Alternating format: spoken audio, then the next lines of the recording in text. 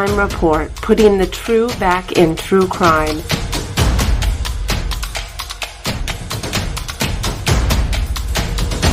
From New York City, Roberta Glass is now on the record.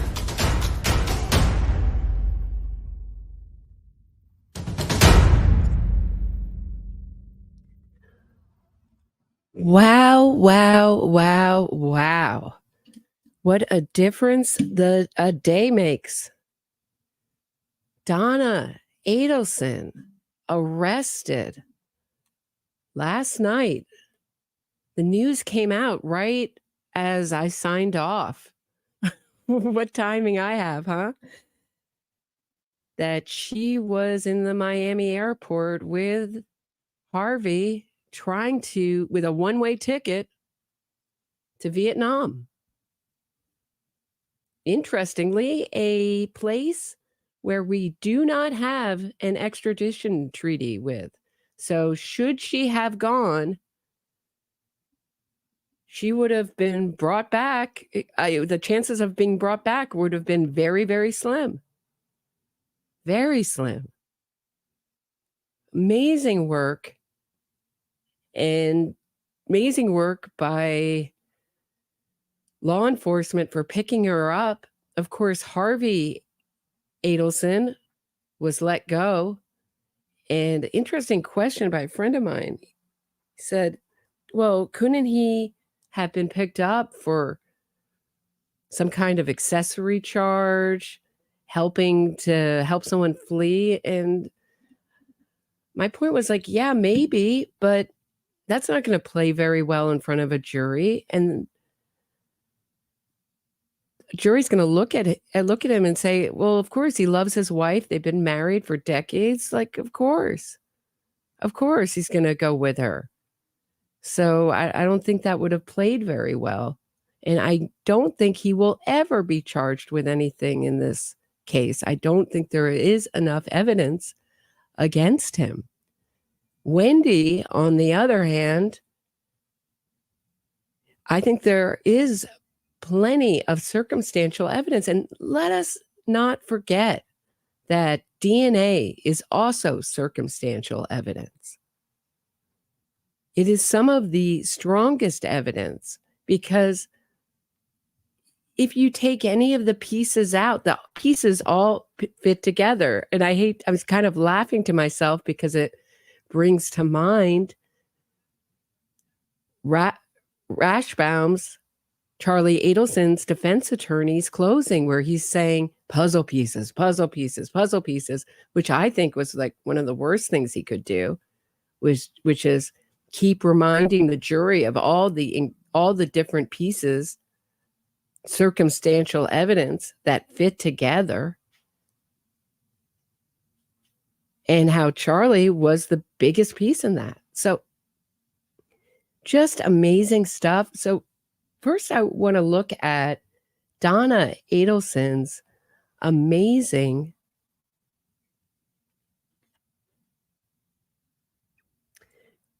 I don't know if Harvey went to Vietnam. Just to answer a question in the chat, I believe he went back to Miami because there was no reason. I mean, back home from the Miami airport, I would think there would be no reason for him to go to Vietnam now. I don't think that law enforcement is seriously interested in him. And of course, let's talk about the timing. Today was supposed to be a grand jury hearing of a murder case. Was it this case in Tallahassee? We don't know. But certainly it seems like that's highly likely, and that Harvey and Donna both got word that they were going to, Donna was going to be indicted and arrested. So it's really funny that she's probably created the strongest piece of evidence against herself, which is consciousness of guilt, evidence of wanting to fleeing the scene. I think it's much stronger than any of the wiretaps. Let me know what you think. But before we look at Donna Adelson's amazing hearing today, which is extremely short, I just want to great comments from last time from MP 8574, the behavioral panel. So we were talking about Wendi last episode. The behavioral panel, who are body language experts, say Wendy's wide open mouth is to come across very childlike and innocent. I buy that. Interesting. That is true. It is a very doe-eyed, innocent-like effect. Interesting point. Anna Bell Warmington 4164 says, Wendi behaves like she's on an interview show, not on a witness stand. 100%. I've never seen anyone laugh and smile so much, let alone change stories on the stand.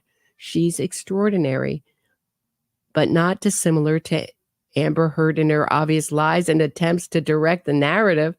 I don't know if I agree with you there. Thanks for your work. I'm really enjoying your perspective and humor here in Australia. Yeah, I don't quite see it that way, but okay. But I definitely agree with you on the interview show. For certainly. Yeah, she does. It's no nervousness. And this is a family who's been on game shows. Hi, our dry floors 786 says her hair doesn't seem as manicured as with the first two trials. Interesting. Also, she changed her outfit. The manipulation and deception remains the same throughout. A zebra can't change its stripes. Oh, I'm sorry, she's a giraffe who is a trapeze artist. Let me also add the world's best actress, but only when she wants to be. Yeah, true. Yeah. Interesting. I love to hear about what you're thinking about, even if, we're not going to agree on everything. And I enjoy when I'm in conversation with people who don't agree with me, because I always know that I'm going to be challenged and maybe even learn something. So let's look at this really quickly together, shall we? So Donna, excuse me, they're so close. Donna had to show up for her hearing today, and she got a judge who just came back from vacation. So I think this judge's mind was still in vacation mode. And you can see Wendy's lawyer, who I believe I heard that she had just hired this lawyer on the fly. I will join in the same sentiment as others have said, which is surprised she didn't have a criminal lawyer on retainer, but okay. So here's her hearing. Good morning. And I apologize, it is an in-state warrant. I did write out of state. We have a busy calendar today, so. You do.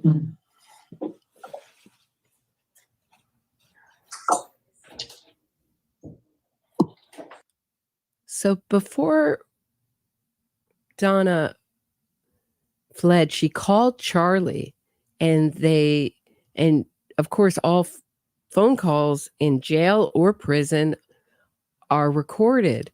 And she was saying she was going to get her affairs in order, and that she was maybe going to get rid of herself, end her own life. So that is why she is in a Ferguson gown, which is a gown you're totally naked under.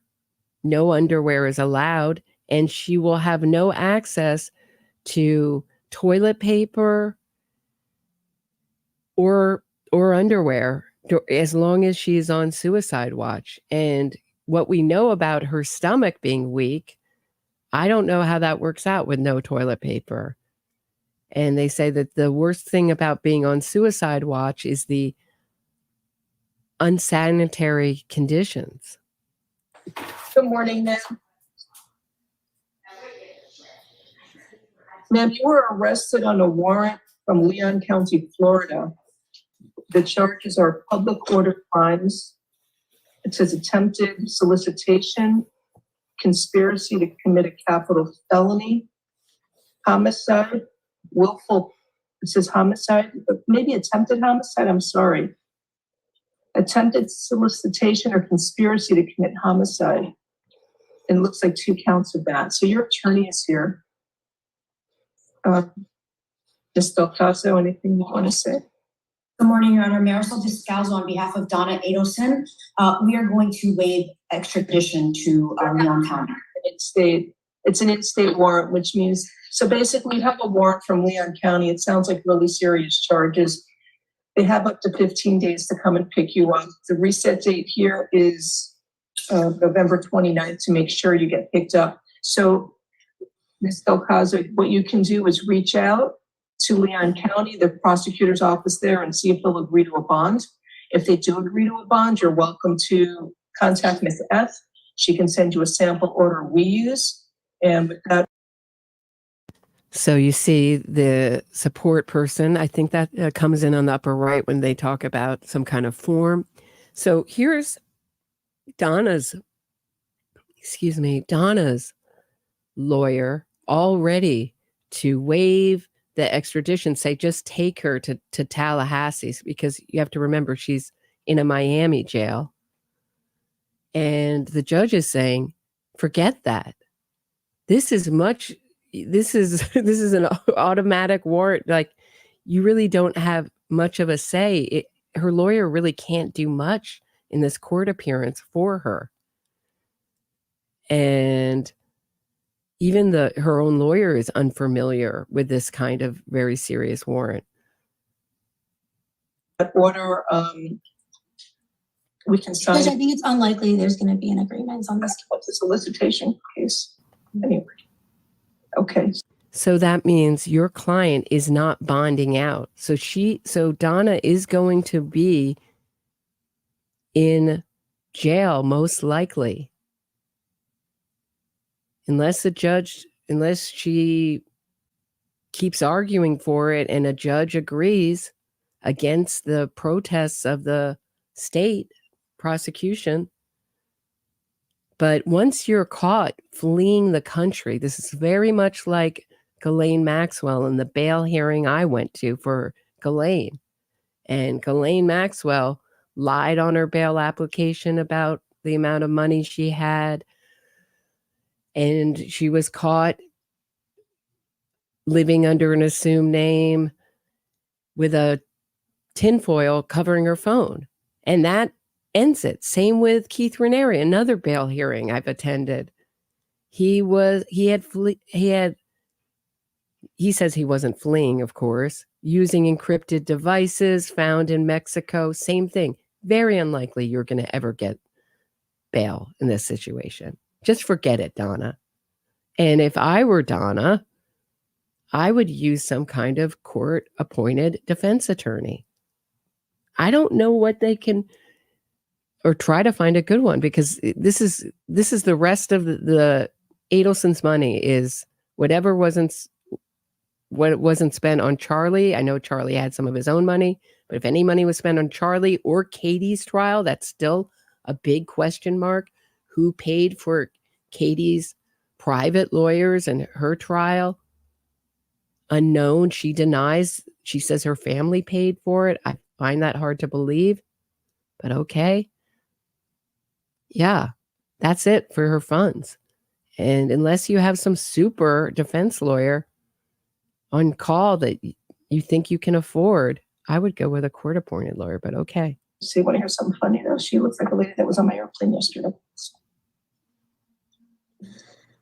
Mm-hmm. Did you come in from Paris? I did not. I wish. She looks like a lady who was on the airplane with me, for real. So the judge is making jokes and asking the lawyer, she looks so disgusted, Donna's lawyer, if she had been on the plane with her coming back from France. So the judge is still in vacation mind mode set. And I would think this is that Donna hired a lawyer who, with not a lot of experience trying these kind of cases, but I don't know. I hope she switches lawyers. And I'm sorry you're going through all this. They have 15 days to pick you up. The reset date's November 29th, okay? Thank you, Your Honor. Good luck to you. So that is it. That was the short hearing. So back to Tallahassee she goes. No Thanksgiving for the Adelson family this year. Kind of amazing, isn't it? I'm going to take a short break. When we get back from the break, I'm going to talk a little bit more about what's in the warrant, arrest warrant for Donna when we get back. Stay tuned. Meet you on the other side of the break.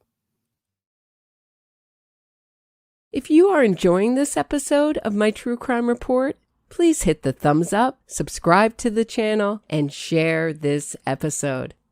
Get access to exclusive podcasts and other bonus content by becoming a patron today. If you have a question or comment for me, shoot me a super chat and I'll do my best to answer it and read it on air.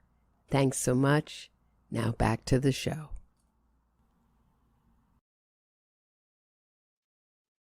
So the warrant is quite interesting. Apparently, Donna told June, does everybody remember June, the ex-girlfriend of Charlie Adelson's, who Charlie was giving all sorts of seductive looks to on the stand and who kind of caved on the stand under Charlie's hypnotic eyes? I would guess that would be the best way to put it. Or his presence, and she admitted on the stand that she still had strong feelings for him. And the rumor is that on her way out of the courtroom, she said, "I hope you win," to Charlie. Not the brightest bulb in the tree was my impression. However, apparently Donna told her that Donna told June that she felt that Dan Markel was haunting her from the grave. That was an interesting little tidbit in the arrest warrant. But more than that, let's take a look at it together.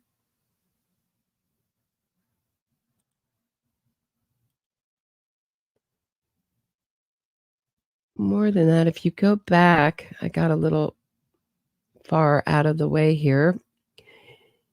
They go through the phone calls on the day of Dan Markel's murder, July 18th, 2014. And before I go any further, the intro I played was from the Society page. Once again, my favorite YouTube channel. Please subscribe to them and show them some love for their really hilarious and brilliant work. So it just goes through all the phone calls. So Rivera and Garcia handsets communicate with cell towers. Magbanua contacts Garcia. Charles Adelson contacts Katie. Katie calls Charlie. Charlie calls Donna. Charlie calls Katie back. Donna calls Wendi. And then Dan drops off his children. Right? So we got the... and then it goes in further. Why am I so confused here? Oh, this is in the night before. Oh, in the morning. So we're starting at like very early in the morning. Starting at 9 a.m., Dan Markel contacts Wendi. And I believe her machine picked up. Charles, if I'm remembering her testimony correctly, let me know if I'm right about that. Charlie contacts Wendi. Wendi contacts Charlie. Charlie contacts Donna. Charlie contacts Katie. Katie contacts Charlie. Katie contacts Charlie again at 10. So they're just going back and forth until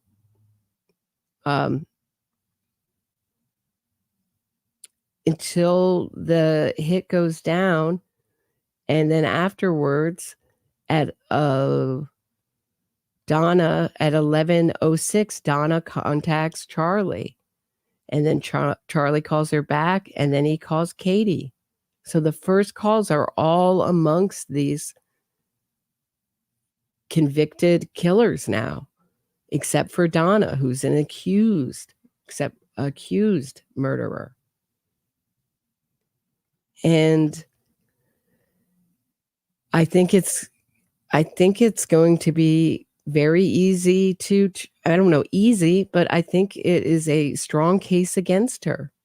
I think the more difficult case is going to be Wendi. And the one thing that the defense has for going for themselves is Donna's age. Because jurors are often very sympathetic to older people. You know, I put up a poll before I started this episode about why Donna chose Vietnam. And there was some joke answers. She was looking for a cure for diarrhea. She was trying to escape her grandkids. And of course, there was the factually correct answer, or the one we think is factually correct, right? We never know. Can't get into Donna's head, which is that she was going to Vietnam because of their fact that there's no extradition treaty between the United States and Vietnam. And someone wrote, I'm not into mocking old people. And I wrote back, well, so at a certain age, do murderers get beyond mocking? So it's going to be very hard with her age. She's also very small and seems frail. And there may be a juror who will be sympathetic and say, I don't want to send this nice lady to jail. But when you hear the tapes, I wonder if they might reconsider. So I think that might be a challenge. It was a challenge even with Robert Durst, even with his history. And you can listen to my interviews with the prosecutor, Deputy DA John Lewin. Did many episodes with him about prosecuting Robert Durst. So that it is extensive. It's 27 pages. But right at the end here is what I wanted you guys to look at. And it says, right after Charles Adelson's guilty verdict, jail calls from after Charles Adelson's guilty verdict include multiple calls in which Donna Sue Adelson is telling Charles Adelson that she is getting things in order, creating trust, and making sure her grandchildren are taken care of. Donna discusses plans for offing herself, my words, not theirs, but also discusses plans to flee to a non-extradition country. Donna Sue Adelson has considerable financial resources to accomplish this.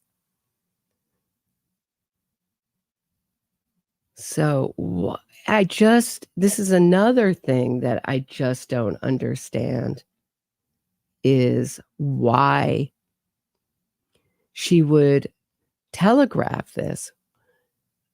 I'm just wondering if they had gone up and done this old-fashioned style, if they had bought their tickets at the airport, Harvey and Donna, instead of online. Believe they bought them on the 7th. Would it have been harder to stop them? I know they were on a no flight kind of list that would alert authorities, but could they have gotten out? Would that have all gone smoothly? Could they have made a better escape? I just don't understand. If you're know enough to know that, if you're in the know, this is what I mean. If you're in the know enough to know that there might be a hearing, secret hearing, right? Jury met to indict you. Why wouldn't you know enough to know that you might be on a no-fly list, or that they're watching you, or that they might be paying extra special attention to Charlie Adelson's phone calls? Because Donna was so careful on these wiretaps. And let's take a listen, shall we? Actually, before I do, one last point about this news. Hold on one second. One last thing I want to show you. Actually, I just want to read it to you. I don't think I need to show it to you. It's not all that visually exciting. This is from an article about it, and this is a quote from the state's attorney. State Attorney Jack Campbell confirmed to the Tallahassee Democrat, part of the USA Today network, that Donna Adelson and her husband Harvey Adelson were intercepted at the airport Monday, and that they had a one-way plane ticket to Vietnam with a stop in Dubai. Investigators had the evidence needed to charge Donna, but her trip to the airport sped up their timeline, Campbell said. That's what forced our hand. We started talking to some of our law enforcement partners about the complexity of trying to bring someone back from either Dubai or Vietnam, and that might be a very complicated and lengthy process. So that's why we had to make a decision quickly. Campbell added that Donna Adelson was in the process of trying to flee, which will be part of the state's evidence in its case against her. Yeah, you betcha. You betcha it will. So that will give you an idea of how it went down. But boy, when you have all those resources now, we know, at least the rumor is, we don't know it for sure, but the rumor is that Donna Adelson and Harvey are social pariahs now. But what a thing what a stupid thing to do. So maybe their money situation isn't very good, but why not take a boat, anything else, any kind of other arrangement other than give the prosecutors and the police so much time to think about how they can arrest you. It's really not the smartest move in the world, but nobody ever accused this family of being criminal masterminds. And what I think this shows is that this was never really, we always talk about this case. It was never really about the children. We always talk about this case like a custody case. This was a murder that happened because of a custody case, because Wendi wanted to move the children to Miami, and Donna desperately wanted the children to Miami. I mean, really, it's more like Wendi wanted to live in Miami and Donna wanted her grandchildren there. But the way I see it is, if Donna was such a devoted grandmother, why isn't she fleeing with Wendi and her grandkids to Vietnam and Dubai? I mean, did she think that they would just see the plane ticket to Dubai and not recognize the connecting flight to Vietnam? Is that what the thinking was?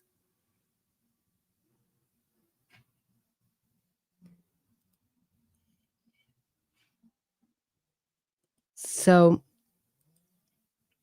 it's just a very, very interesting thing altogether, the way this was done. But this to me was always about a family obsessed with revenge and winning. Not the grandkids so much. Dan Markel was making suckers out of them. And this is a family that likes to win and get revenge. And killing Dan Markel was the ultimate win for them. They like to go on game shows. They like money. They like to have the highest social status that they can have. Because otherwise, why isn't the whole family, including the grandkids, fleeing? This is really about being with the grandkids. You want to flee to Vietnam? You killed the man and now you're fleeing to Vietnam because it went south? Didn't you think that this might, and to never see them again? She can never come back to America again. It's only when Wendi feels comfortable hopping on a plane to Vietnam, and I would think she would be perhaps flagged too. I think there's a strong case against Wendi. It's a strong circumstantial case. Might be a longer, harder fought trial, but it can be done, I believe. Harvey, no. but Wendi, yes, that's my feeling. So let's listen to some of these wiretaps, shall we?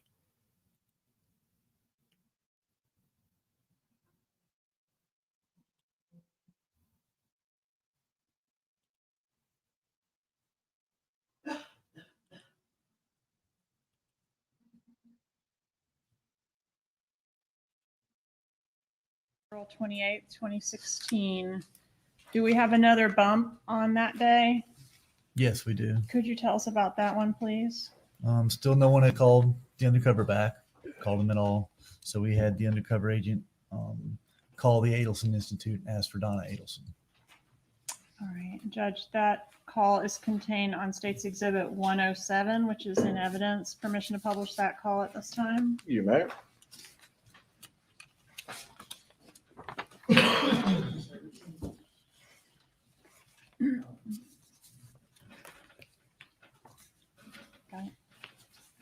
Good morning. Thank you for calling my Adelson's office. This is Reid. Can you help you?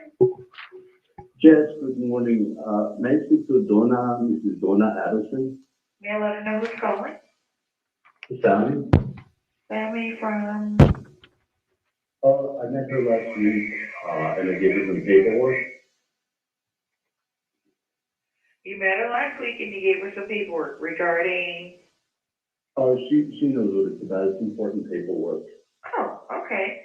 And your name is Sammy? Yes. Do you have another phone number you can be reached? My number is 305 712 6570. Okay, because she's not available right now, but I can have her maybe give you a call back. Okay, just tell her it's very important. I need to find out immediately what she thinks about the paperwork. Okay. I certainly will. I met her last week. Yes, thank you so much. All right. Have a good day. All right. You too. All right, it feels switch back.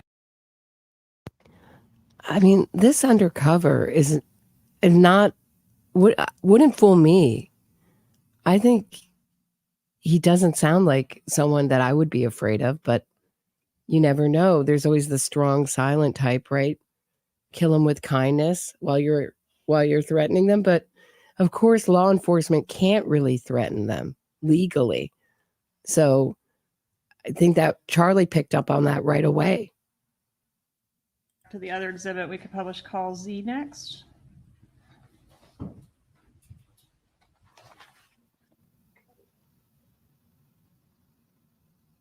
He's just not convincing to me.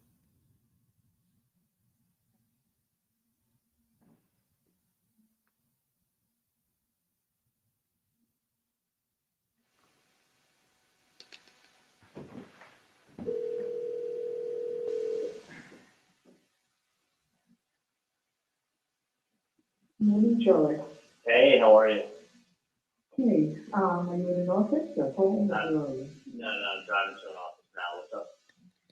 Well, Erica called me this morning, and just gathered on the road. The office, so Erica called me and she said, I didn't want to bother you with this. She said, I had to sales call or what, but somebody called this morning and he said his name was Sammy, and he gave you some very important papers last week and he hasn't heard from you. And he wants you to call him back and hear from him. So, Okay. so, once we verify the number, with the correct number that I told you. So, obviously, I'm not going to call the number. Just, did you just do a sales call? Just hit star 67 before you call the number, and then they won't know the number you're calling from. I said, oh, okay, I'll write that down. What's your suggestion? The odd thing is this, is that that's the same number you gave me, right?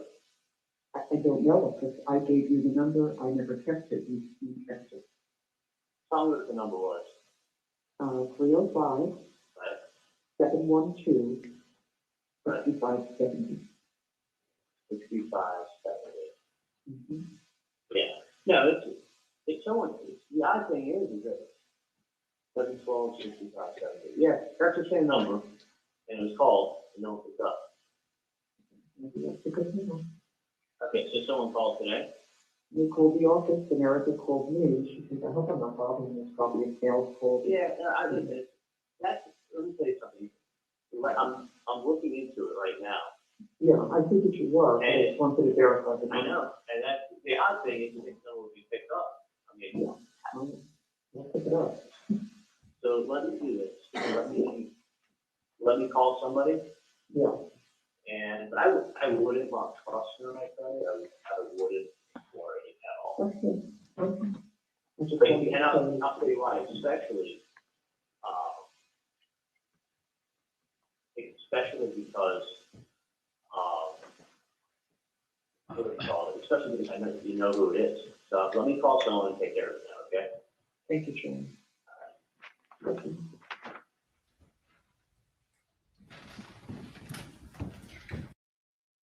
So how is Wendi? How is Donna? I keep saying Wendi. They really are interchangeable, and I do believe that Wendi really followed the blueprint in some ways of her mother's life, or was demanded. It was demanded of her that she follow her mother's wishes and orders. But boy, how is Donna going to answer that in court? She's reading out the Undercover's phone number to him and saying, I didn't keep it. And can you check it out? And no one picks up. And why didn't she call the police? So her defense can go two ways: not put on a defense and just concentrate on weaknesses in the prosecution's case, which in this case I don't think will work. Or they can try to answer some of these questions with a story like Charlie's, and that he was being extorted. And we saw how well that worked. He was being extorted twice, if I never really fully understood his defense, honestly. That Dan Markel, he didn't pay up, and then Dan Markel was murdered, and I assume that's what it was. But it just made no sense. So this is what I'm talking about, the strength of circumstantial evidence. Have the defense try to explain this phone call. It's really hard to defend it and make up a story. I don't think Donna will be stupid enough to testify in her own trial like Charlie, unless she wants to get up on the stand and do a Harvey Weinstein and a Bill Cosby type thing and show up with some kind of walker or some kind of, to elicit some kind of sympathy. But all she has in her corner is sympathy. What happens immediately after this phone call? I believe he calls Katherine Magbanua, if I'm not mistaken. All right. I'm sorry, a lady calls? I believe he calls Katherine Magbanua, if I'm not mistaken. All right. And does that call go to voicemail? Yes. Okay. And was a voicemail message left? I don't believe it was. Okay. And then did he call back and call AA? That's correct. All right. And that one goes to voicemail as well? Correct. Okay, publish AA, please.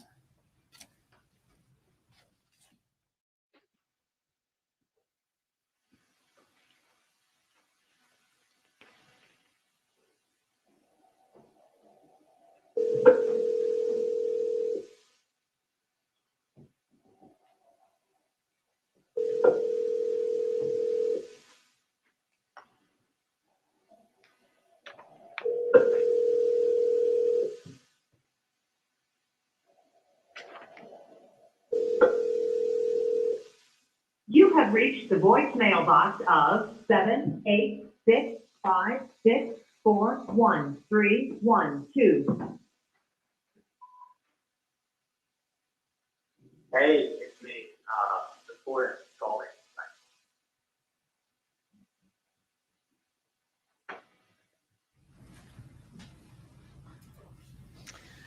All right, and after, so we've got 2 calls to Katherine Magbanua, one where he leaves a voice message. Are there 2 more unanswered calls sort of in rapid succession with that? Yes, All right, and then we go to BB, is that right?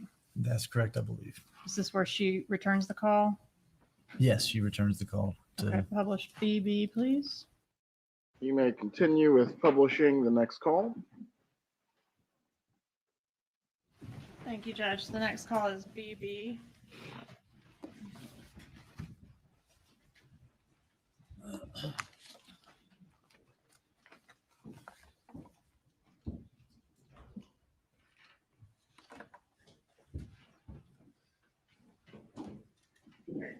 What happened? Somebody called my dad's office Mm-hmm. today looking for him, saying that they dropped off some paperwork to them. Mm-hmm. But, and there was a phone, and it was actually the person Erica. And then Erica called my mom up because she's like, normally I wouldn't call you up, but I got a strange phone call. Where's the phone number that they're calling from, though? I can ask Erica, but Erica said a guy by the name of Sammy called the office this morning saying that I left some paperwork with Dr. Adelson last week, and I left the number on there, and he needs to call me at that number. No, somebody's like fucking believing your bones and shit. Well, this is the third. So Katie, this is a call between Charlie and Katie. So Katie figures it out right away. And with lots of profanity. So if you have children listening, I would turn this down or go to a different room. But she's going to be throwing F-bombs and plus in this. But she figures it out. But they're freaked out because the Undercover mentions Katie and the Adelson family.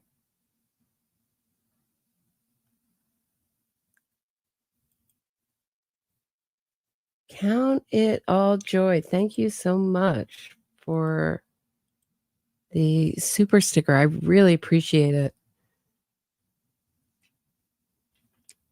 Super helps the channel. Please hit the thumbs up, subscribe to the channel, and share this episode. All right. I will see. They're asking for subtitles. Yeah. Yes, I can. I believe I can do that.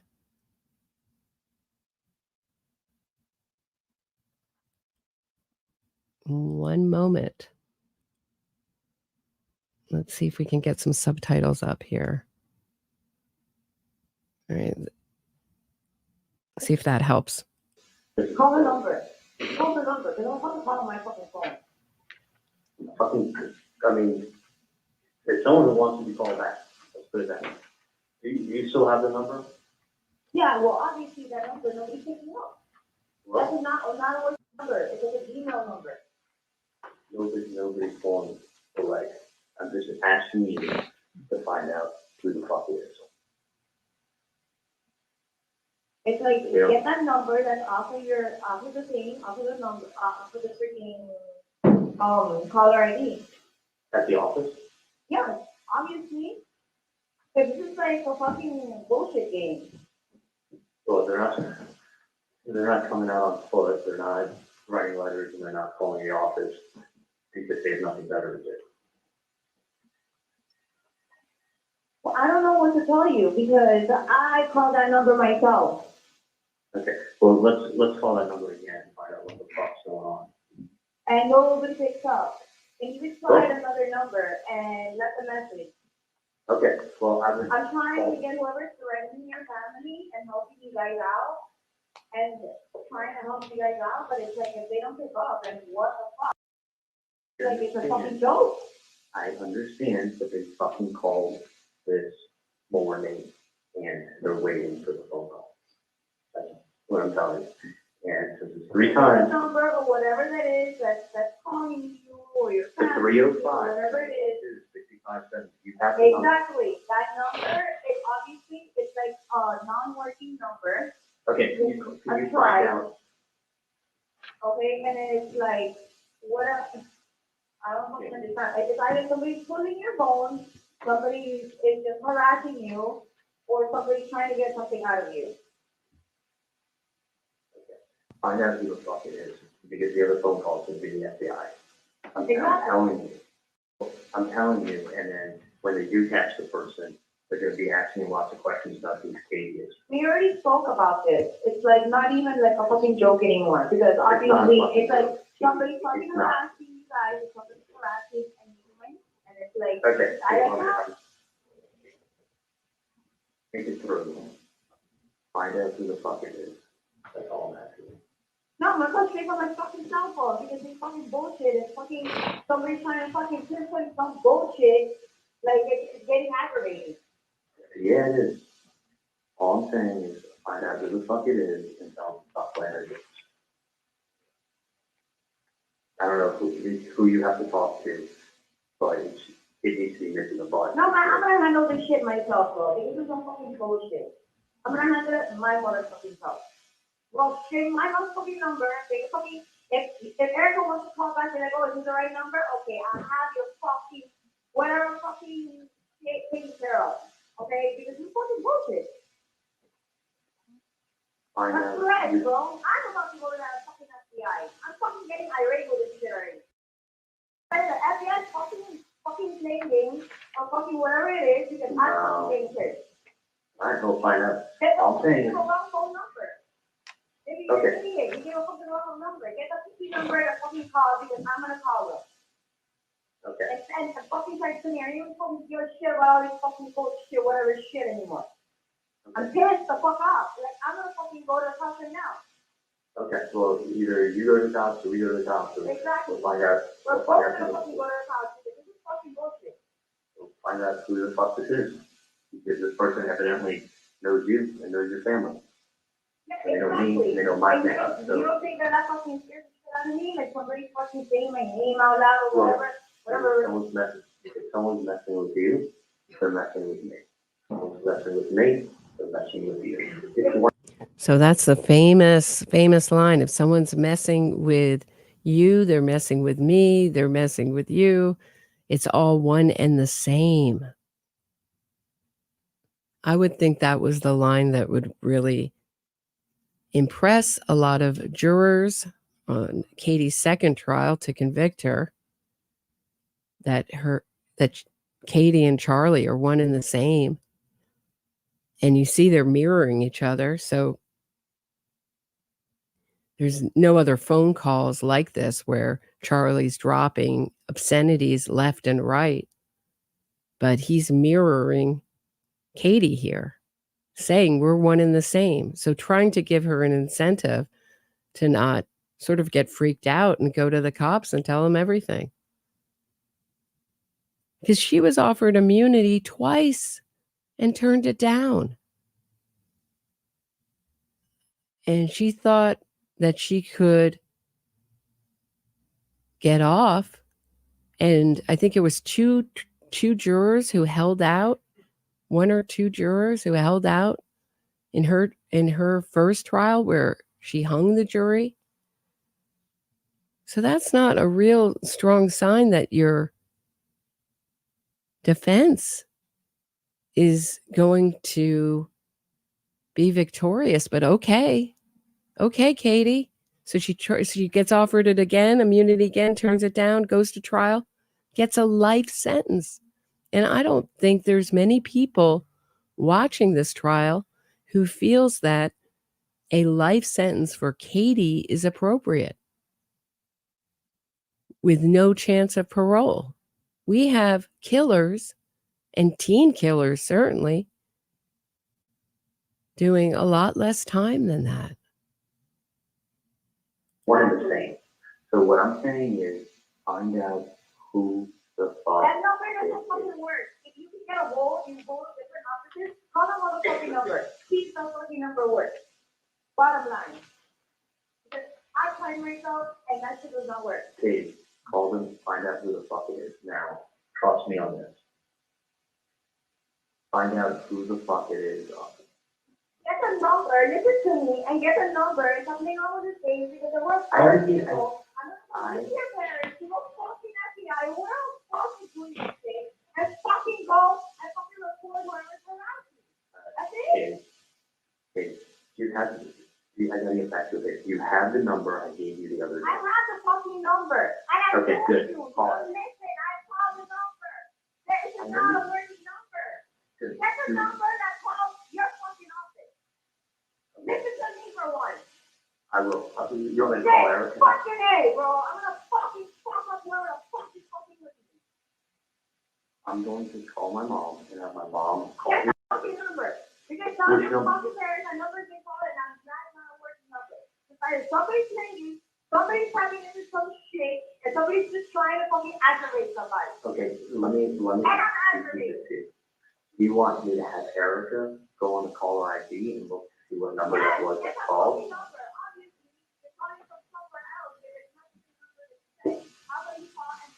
Okay, do me a favor. Try that number I gave you the other day, and I'm gonna call my mom and tell her to call Erica and ask her to look it up on the caller ID. Okay? But call. Whatever it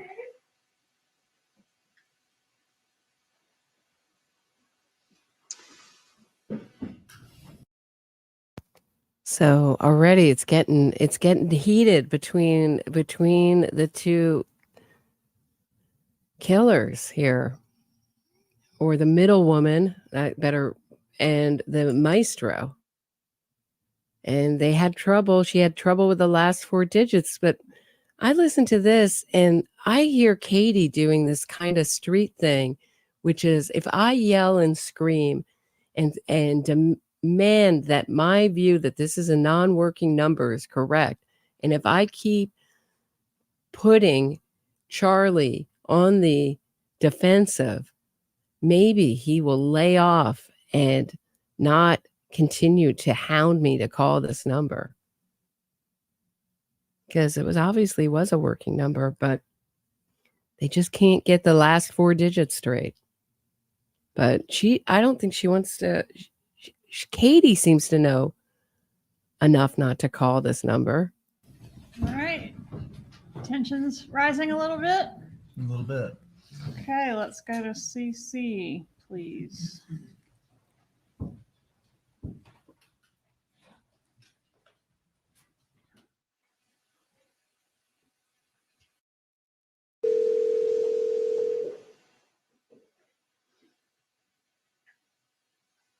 Patron. Hey, Mom, do me a favor. Does Erica have call ID at the office? Yeah. There is no call ID. No. Is there a way of looking up what number it was that called? I thought we always had that caller ID thing in the office up front. We did, and it stopped working, so they just dumped it. It was not working properly. Okay, if that number was a non-working number, I'm gonna have someone try to call it again and find out maybe it's working now, okay? Yeah. All right, I'll call you as soon as I hear something. Thank you, Sean. I'll call you within an hour, okay? Okay. All right, DD, please.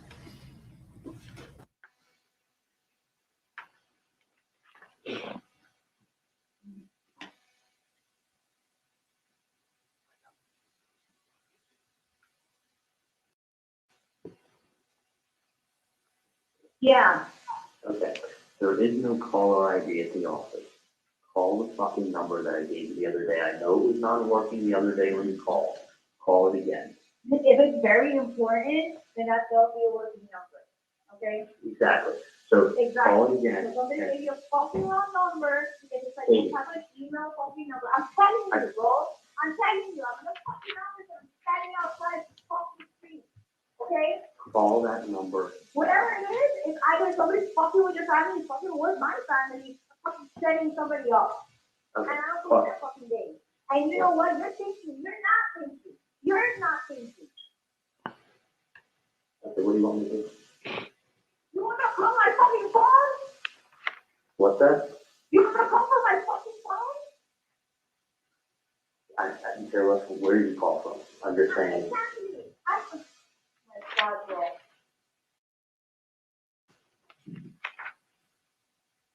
All I'm saying is, I don't give a And the fuck. number's been called a bunch of times. Okay, You gotta wait call for it. number. If you go ahead. No. You go ahead and you fucking find a fucking phone and you call. And find out what the fuck is going on.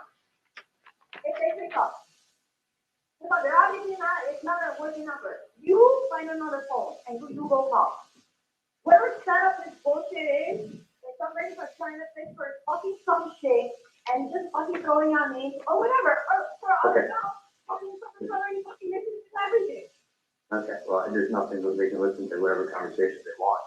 I'll call from the office, and then from there, I'll call you. Exactly. All right, let me know then. Okay, the only,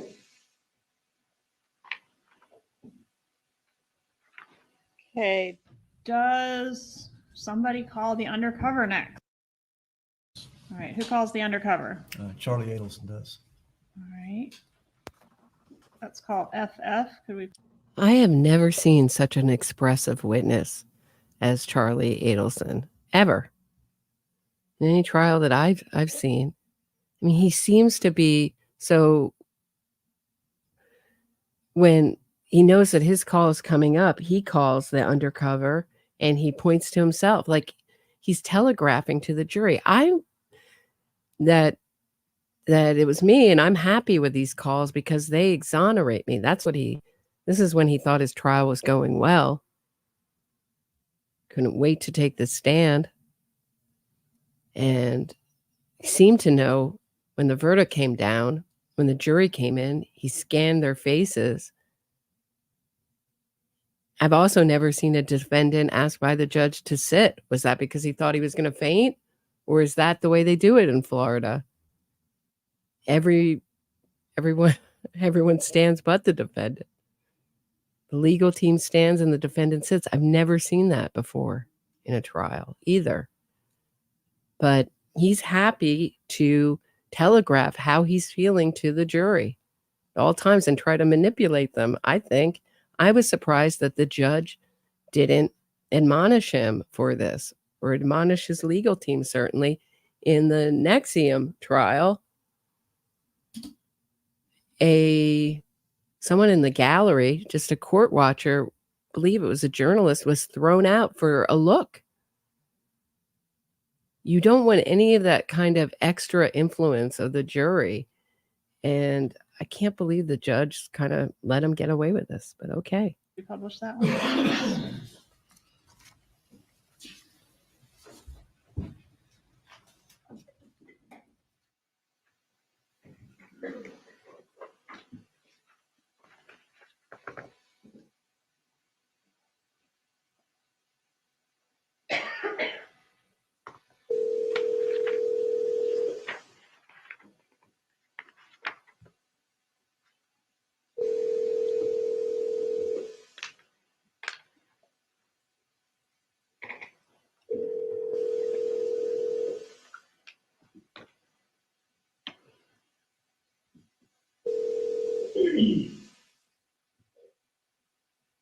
hello? Hola, Rita. Hello, Rita. Who's this? Someone's been calling my family and trying to figure out who this is. So, In reference to what, man? Someone by the name of Sandy called. Yeah, that's me, man. All right, what's going on? Well, what's going on is my brother Tato. Okay, my brother Tato has not been taken care of. His family's not been taken care of.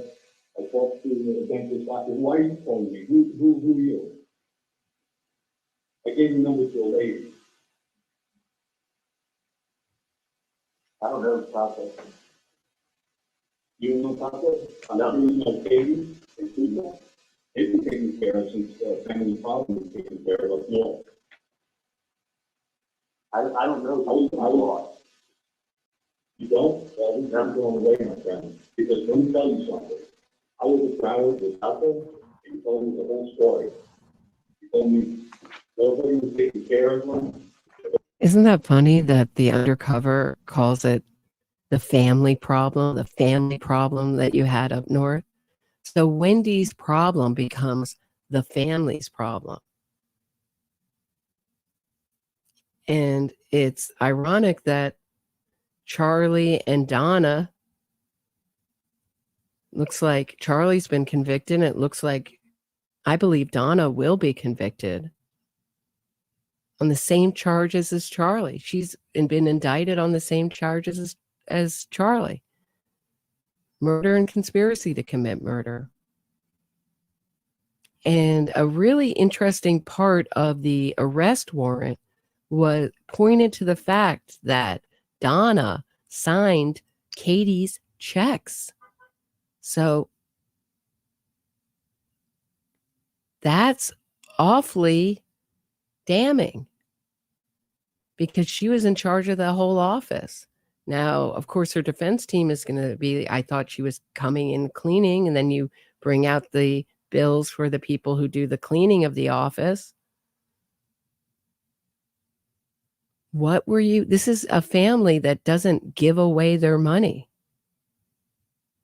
to friends for nothing, doesn't put friends on the payroll for nothing. So her defense team's going to have to explain that. It's very damning. But I still think some of the strongest evidence against her happened this week. This is such a crazy, crazy case. Fleeing shows such consciousness of guilt. It's over for her as far as I'm concerned, unless she gets an activist jury in front of a fair jury. I think it's going to be a very similar result to Charlie. Maybe they'll take a little longer time coming to a verdict, but I think it's going to be a guilty verdict.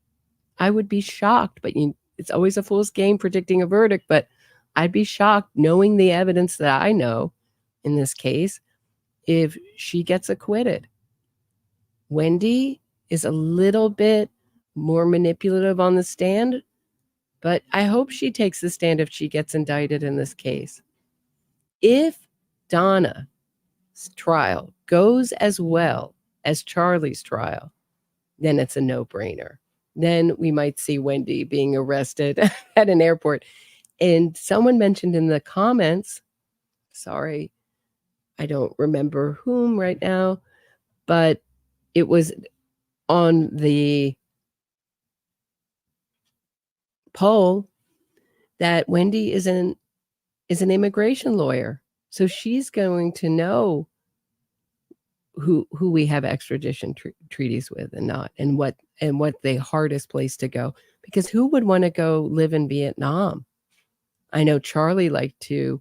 There's a video of Charlie getting in a spa in Vietnam on vacation there. I know, according to Jeffrey Lacasse, he liked to take sex tourism trips.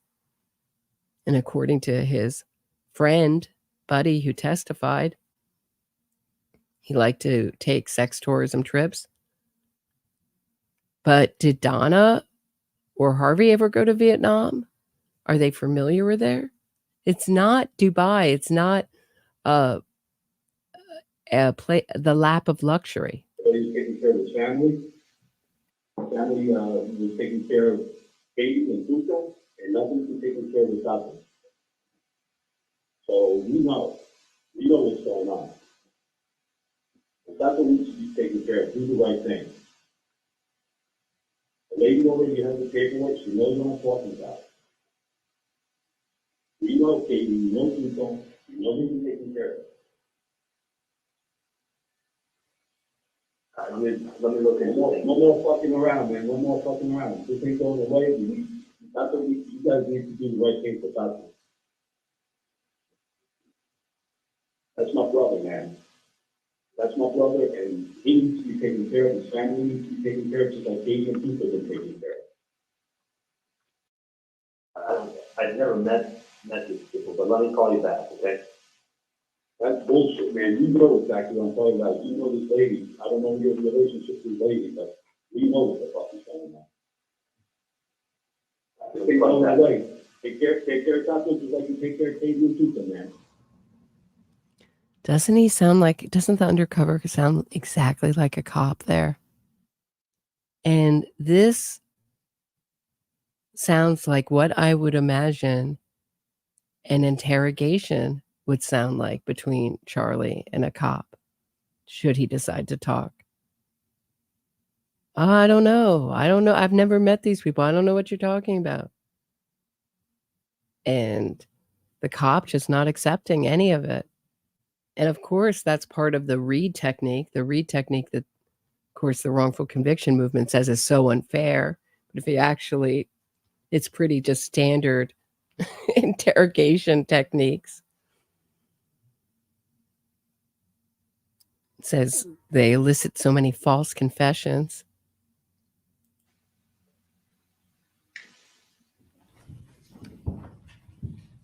Are you able to tell the jury whether the defendant hit star 67? I guess you can hit that before dialing the number to camouflage your own number. Yes, I believe he did.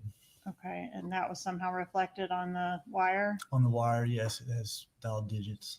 All right, and after this call was made, do we have 3 unanswered calls from the defendant to Katherine Magbanua? That sounds right.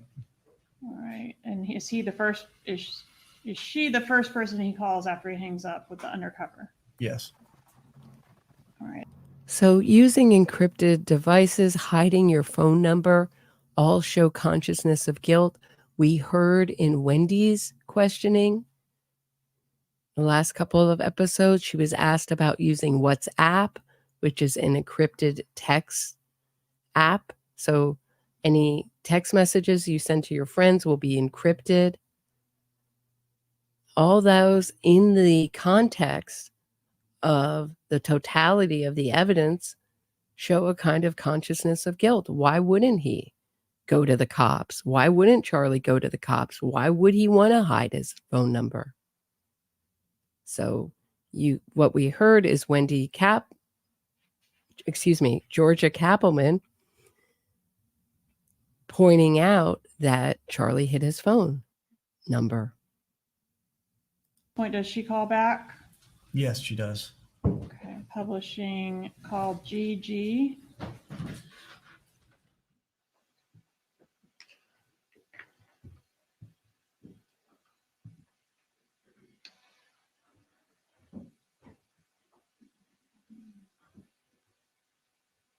Huh? Give me 2 minutes. Hang on a second.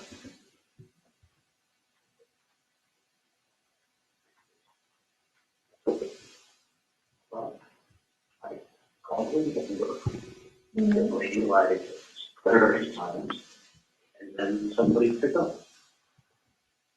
And it sounded like it was, courses.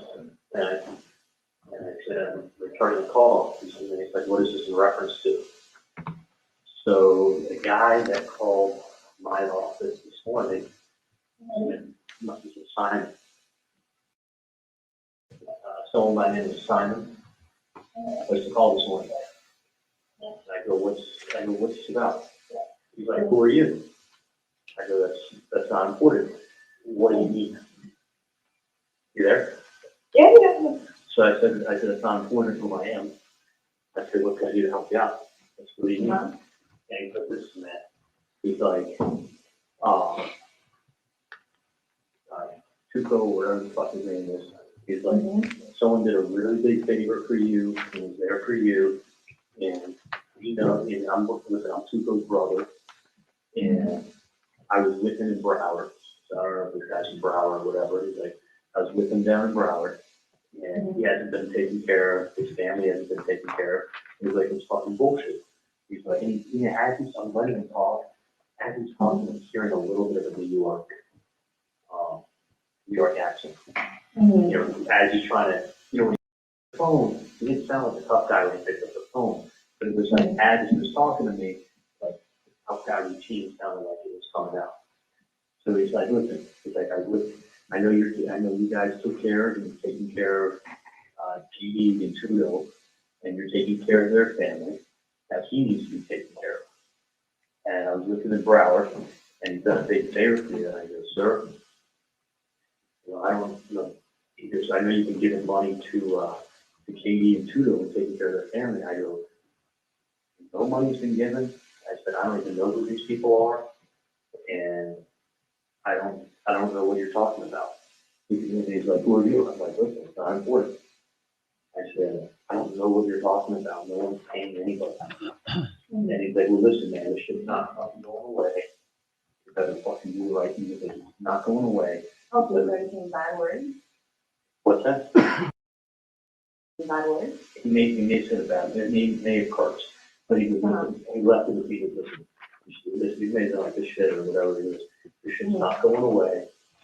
And you need to help Tuco's family, whatever his name is, family out the way you're helping out Katie and Tuco. And I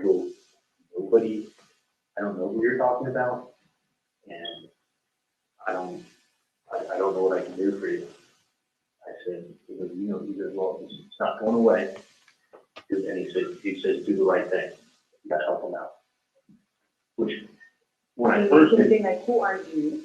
Number one. He told me he's his brother. I didn't do nothing to get him his real name. And I was being really polite to him. Like, hold on a second. You got it. Okay, give me 2 minutes and I'll be right there. I was being really polite. Okay, he said he's a brother from Flowers? No, he said I know him from Broward.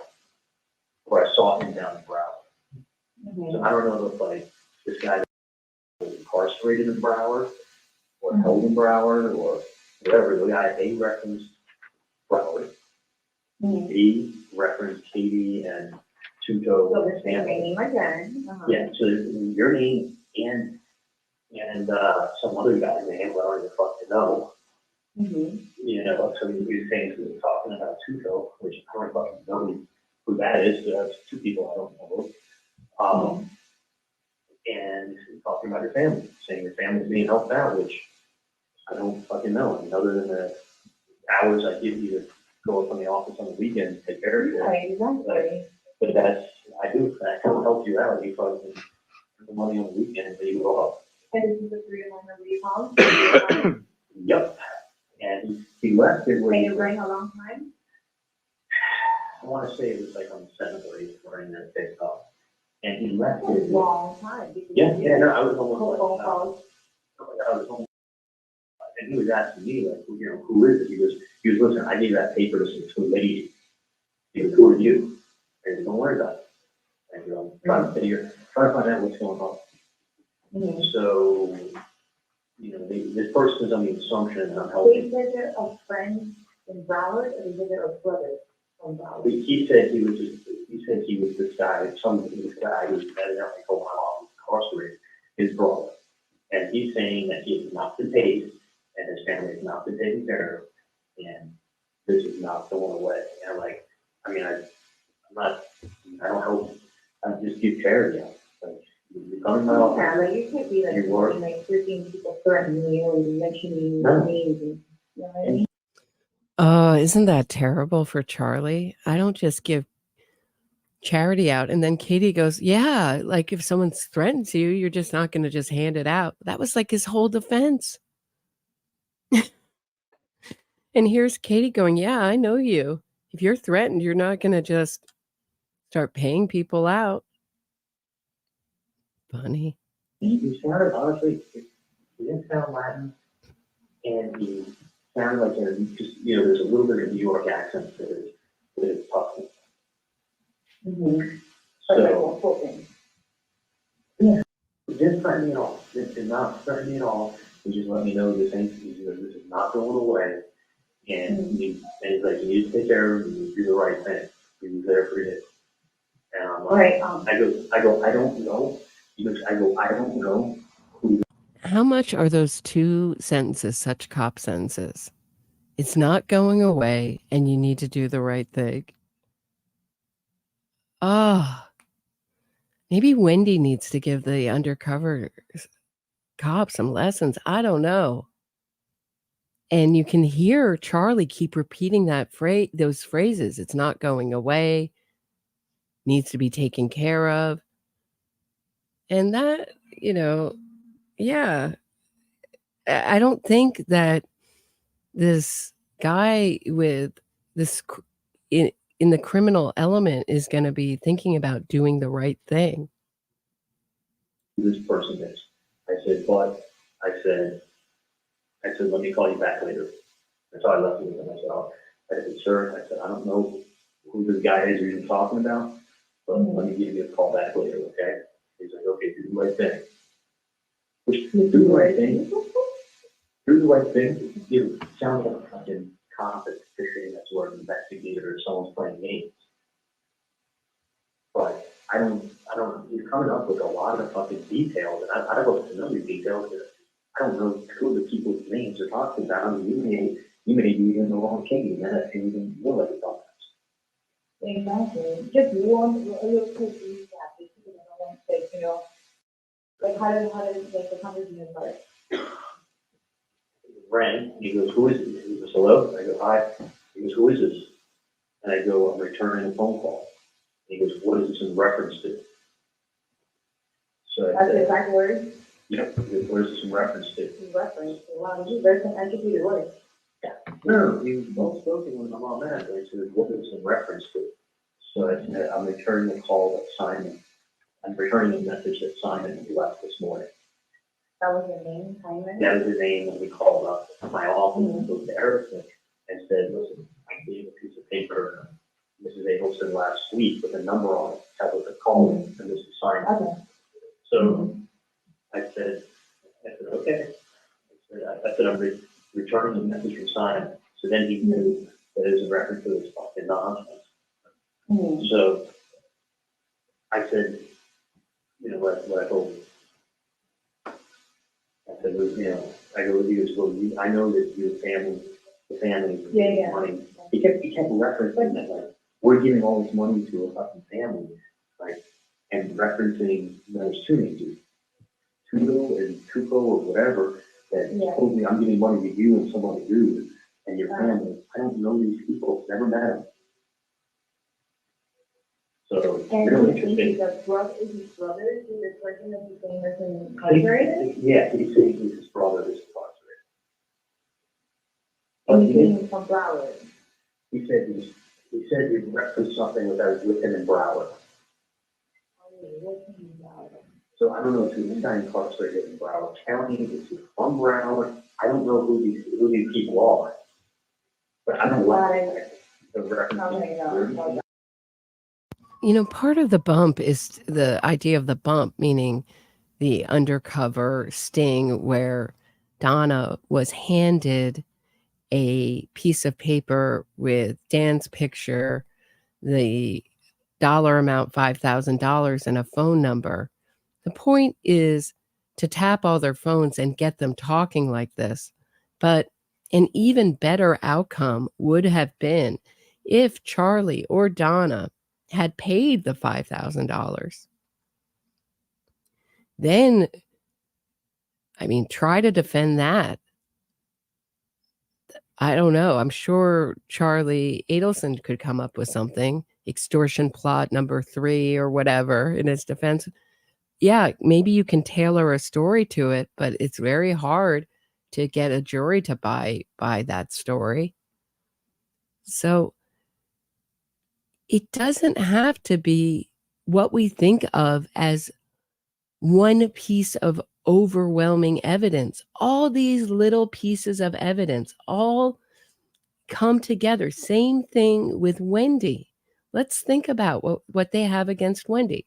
Wendi was miserable in Tallahassee. She wrote about it in her book.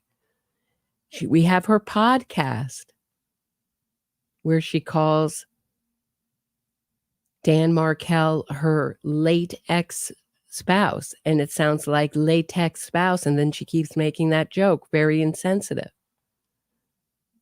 Lee. But so we have that. We have the fact that she drove by the scene of the murder. We have the owl shirt. We have that she's the only one who knew intimately Dan's whereabouts and habits. Then then you can look at her interrogation tape and look at that. It's awfully odd that she can speak in full volume, full voice with no kind of unevenness of breath.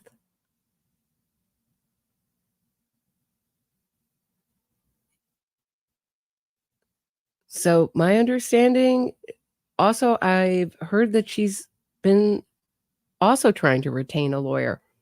Is it about this? I don't know. But I would think she would be very, very worried. But I'm very curious to know if there is some kind of flight alert on Wendi flying out of the country like there was on Donna. What a way to get caught. And how humiliating for Donna to be in this kind of suicide suit. I mean, excuse my language. Turtle suit, they're sometimes called. Ferguson gown. I mean, this woman is used to the best of the everything. And instead, she can't even get toilet paper in her cell. I mean, how humiliating for her. But I don't see her. I don't see a defense here. Let me know in the comments if you see a defense for her. Is there some story that will make all of this evidence make sense in the context of all the other convictions?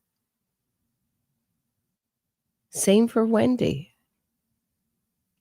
And a lot of the lawyers that are talking about this and saying, oh, no, it's not possible that Wendi can be convicted are currently defense lawyers. And they were saying, and some of them were saying the same thing about Donna months ago. Oh, no, not enough evidence. So it's one of these cases you just have to look at. It's the totality of the evidence. There's not the wiretaps or one moment that's going to sell it for the entire jury. It's all of it together. And your family, and I don't know who the dude is that you're with, or if they're just making up names. I hear we should just go to the FBI and say, you know what, let's play phone tag. Exactly. So I don't, you know what I'm saying? I don't If want you're been like, while you're doing all this, like, number one, I don't know what the fuck he was talking about. Well, he never said he was in a hurry, and he was, I just wanted him to keep talking. That's why I wanted Because you get a feeling of who the person is. Yeah, because he wasn't like, he was wondering who I was, at the time point. And but when he left, he was I gave him money, he has not been paid, his family hasn't been paid, it's fucking wrong, and they're like, it's wrong, and he goes to the, because this ain't going away. He's like, do the right thing, take care of it, and he helps people out. I'm like, I don't know him. I don't know him. So my family. He's out of the way. I think, you know what? Be a patient? You run across so many people every day. Did you pull his teeth out or effing what? Was he a patient? That's what Katie's asking. So funny. My understanding from what I read yesterday is that Charlie basically took all the shortcuts didn't attend his classes, didn't meet only met 25% of the requirements to graduate, and Harvey got a judge to somehow help him graduate from dental school and then took him on board his practice. And he never had his own practice. He was always moonlighting at other practices. Yeah. Well, now they will take away his dental license for sure. Once you have a felony conviction, forget it. But be interesting to note if he was going that way anyway, with just incompetence. Harvey Adelson had a lawsuit, civil suit against him, where he had to pay out $200,000 for breaking a man's jaw in dental surgery. So that's who's mentoring Charlie, but because he was using an old x-ray. So the Adelson's dental practice is gone, come and gone, closed. And the rumor is that they're social pariahs. So they've lost everything that's important to them: money, status, being seen as winners. Life has gotten the ultimate revenge on this family that's obsessed with revenge. And I find it so interesting that Donna told June, Charlie's girlfriend, that she felt Dan Markel was haunting her from the grave. In 2 seconds, you read something in the newspaper, you Google last name, and in 3 minutes, the homeless man today has technology to know where you live, where you work. Because they're now calling me, and I was in the end of that. Okay, let me find out. Not for anything other, but I will call that number. They're picking it up, whether you want to call it or if you have a friend that you convince them to tell someone, like, stop the shit. 305-712-5570, correct? 55, yeah, 305-712-5570. Okay. They need to know that I'm not, it's fucking stupid what they're doing. Okay. I'm not paying anything to that. Yeah, no. The only thing I want to do is collect my reward from the FBI. Of course, no. I want these people to go jail for every 15, like, threatening. Dude, you know what kind of vacation I could get with that money? Exactly. I need my vacation. It's interesting. Every time Charlie Adelson makes up a story and he switches into mode, so they switch into mode at the end, like, I just hope I can get the reward money when I turn these guys in, when I find out. So now they're being careful with what they're saying. We saw how this played with a jury. So one of the talking head points I've seen put out is the idea that Wendi can't be prosecuted because on one of these tapes, when Donna says it concerns both of us to Charlie, and then Charlie asks, well, is it Wendi? And Donna says, no, really emphatically. As exculpatory, sure. But in the context of everything else, I don't think a jury is going to take that too seriously. Or at the end when they say Wendi doesn't know how good she has it, she doesn't know what we do for her. Come on.